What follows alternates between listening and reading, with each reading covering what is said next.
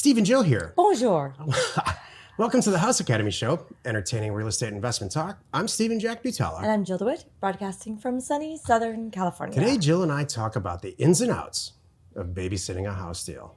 If anybody's qualified to talk about this topic, it's Jill. Oh, I'd say it's us. Jill is I'm very good at generating these house deals economically, and Jill's fantastic putting the money back in the account after it comes in. You know what's funny about this? Parenting comes in. You have to set goals and boundaries and check in, and there has to be rules and a lot of communication. It's totally true. Exactly. I can share more on that in a minute. If you're considering being a parent, do a couple of house deals and see how you might change your mind. Before we get into it, let's take a question posted by one of our members on the houseacademy.com online community. It's free.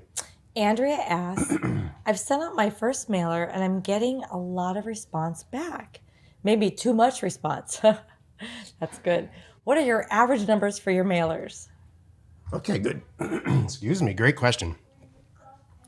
On the outbound, you can expect this. For every 1,800 to 3,500 letters that you send out on their own, you can expect to buy a house. Some of our really experienced House Academy members, us included, do a little bit better than that. But I'm not comfortable telling you that sending out 800 mailers is going to get you a house, right, which is realistic after, 4 or 5 years of doing this. So, but in your head, if you're new, you should just keep the 3,000 number in your head. So you're going to spend about $1,500 on mail and data in general to generate between $10,000 and $80,000 in profit for yourself. Right. Those are pretty strong numbers by anybody's measure. Right. So those are the outbound numbers. On the inbound numbers, what does it cost to close a deal? So title costs, inspections is $500. Title probably costs, let's just say $1,500. Close a deal, cheaper. I'm going to say it's around $2,000. That's what I figure. I always put between $2,000 and $3,000 in my head. Right. There's some marketing costs like fixed priced MLS. So your data mail should cost about $1,500, and your closing costs should cost around $2,500. So $4,000 to $5,000 to close a house and own it. I want to talk back about her question about the numbers. She's asking about what are the numbers when I send out the mailers? Like, what should I get back? So when you say buy a house, that's at the very, very bitter end. So keep in mind, I think it's Andrea. So keep in mind, Andrea, that you're sending out mailers. You're going to get maybe 10 to 20 that you're going to review to buy one or two. Oh, I see. That, I think, is her numbers question. You think 20 houses? Well, 10. Let's just say 10. If you look, when we send out these offers, I mean, there's a lot that come back. There's a lot that come back that are not in our ballpark, right? So we throw those out right away. Maybe they do want to sell, but they want retail. But that's still a response. So we take them all in, we log them all, we track them all, and keep an eye on them. And some of these people too, it may not be right now. It may be 6 months from now, and So I just wanted to point that out. It's not that you send out, let's just say, an average of 3,000 offers. You have one person that calls you back and you buy that one house. It's not like that. There's more than one that call you back or respond to you or sign it.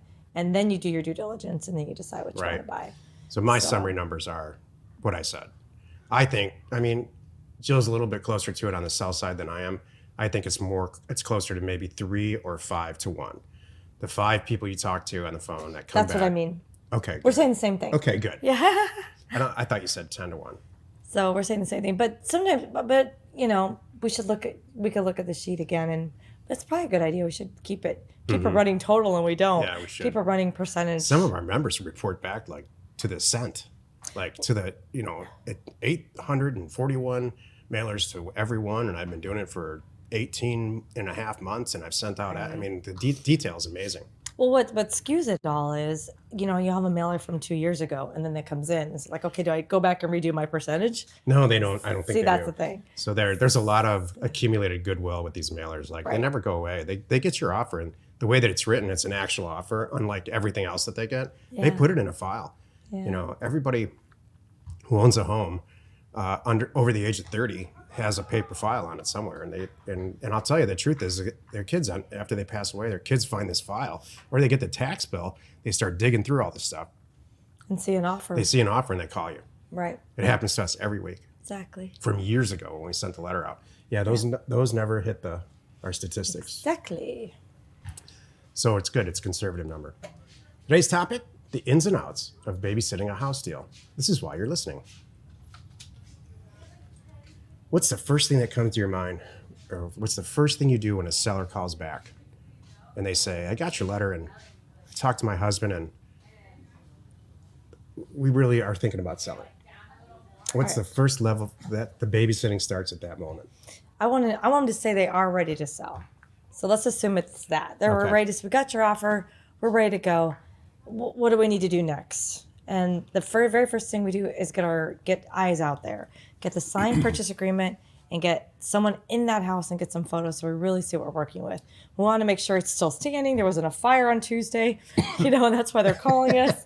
We joke about that. Looks great on Google Earth. Exactly. There's no house there. Exactly. We just got demolished. Who knows what happened? So we want to get out there, and just get some quick idea. Make sure they weren't using it for like a lab, and there was an explosion in the garage. Which happened to us. Right. So we want to get eyes out there real quick. And at that same time, so what you do is you're starting the process, and you're doing this because you don't want the deal to go away. You have to keep them going because time kills deals. And if you always have a next step, it keeps them in the loop and it keeps us moving forward, and they know it's happening.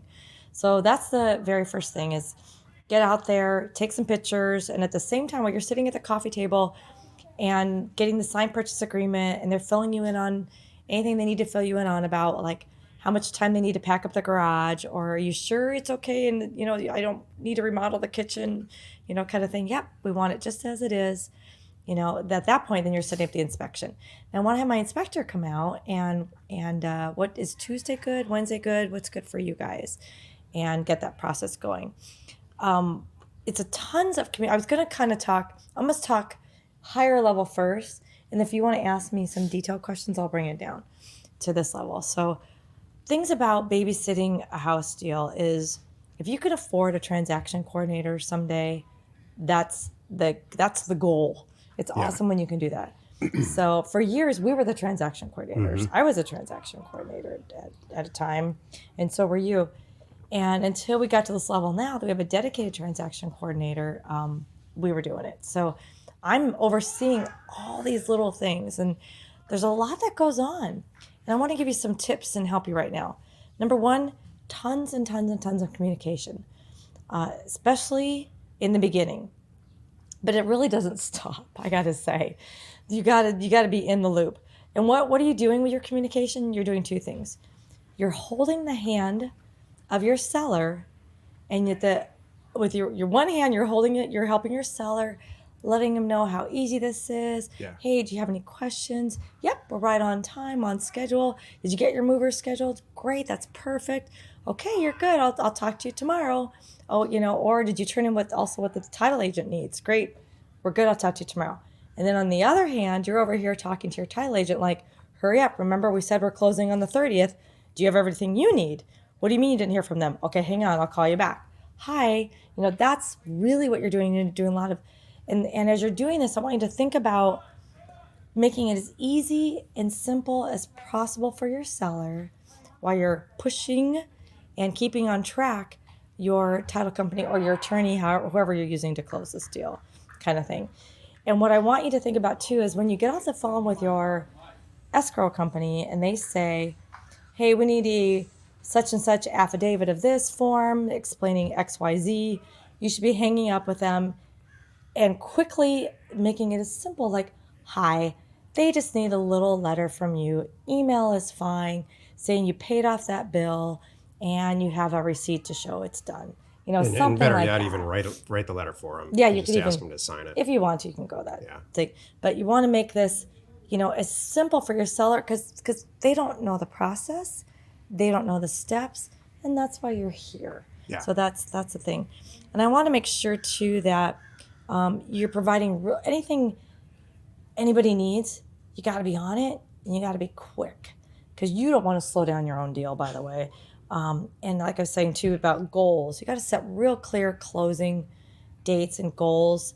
This is one of the things that I've learned, and I'm constantly Every time I bring in a new staff member, I'm telling them, hey, these title reps work for you. You don't work for them. So when you're calling and setting up and starting the process, you've met with your seller and you guys have an agreement that you're going to close in 2 weeks. They need that money. They're ready to go. That's part of why they chose you. So now your job is to pick up the phone and call. Maybe it takes 6 till you find one title company that you connect with. Say, we have to close in 2 weeks. The money's all lined up. It's all ready to go. There's, nothing's needed. There's no contingencies. It's cash only. Can you do this? And get their commitment and then stay on them. In some cases, it's better to even do it with a real estate specific closing attorney. Right. Because they can get it done really fast. They might be faster and easier. Yeah. Exactly. Nothing holds up a deal like a title agent. Yeah. And so you're going to have to go through a lot of them to find one in the market that you're in. And then you use that person over and over again, and you can just communicate with them. That's it. You should have a home inspector out there within a day, maybe 2 days.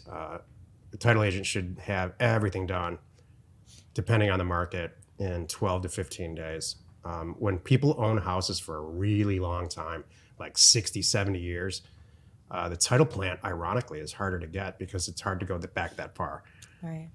So you think it would be easier because you're like, they didn't owner. change hands, so what's the problem, everybody? So if they've owned it for 5 years, a young couple and they're just moving up or something, somebody did a title report 5 years ago on it, and it's easy to pick that up and find out what happened. That's true. In the last 5 years. Yeah. Yeah. It's ironic. Yeah. And you're right. And my last point is, when you find a good one, like a good title agent, because that's what a lot of this is about. No, it's okay. Treat them well. I have sent them treats. Last was I sent them like $150 worth of Rocky Mountain Chocolate Factory apples. Did you? I did. That's great. This one we like in Arizona. Yes. I told her I want to hire her. I would hire her, but she's out there. I need her out here. So yeah, she's good.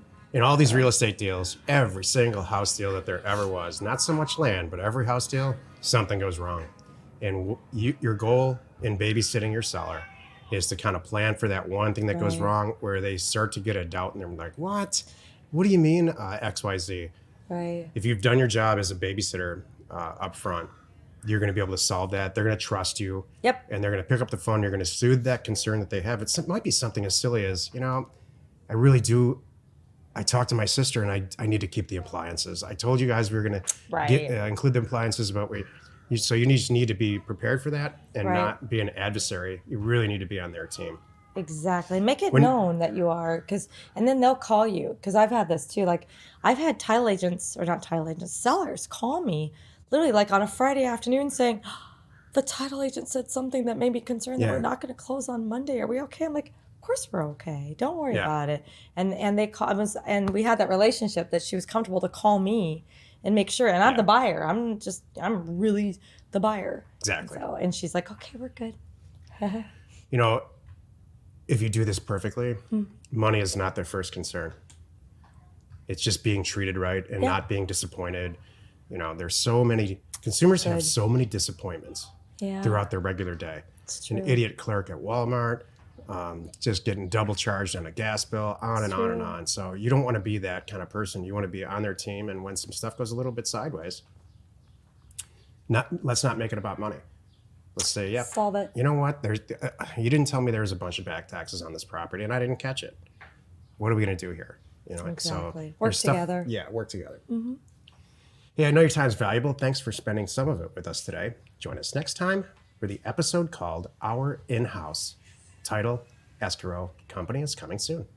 And we answer your questions posted on our online community found at houseacademy.com. It is free.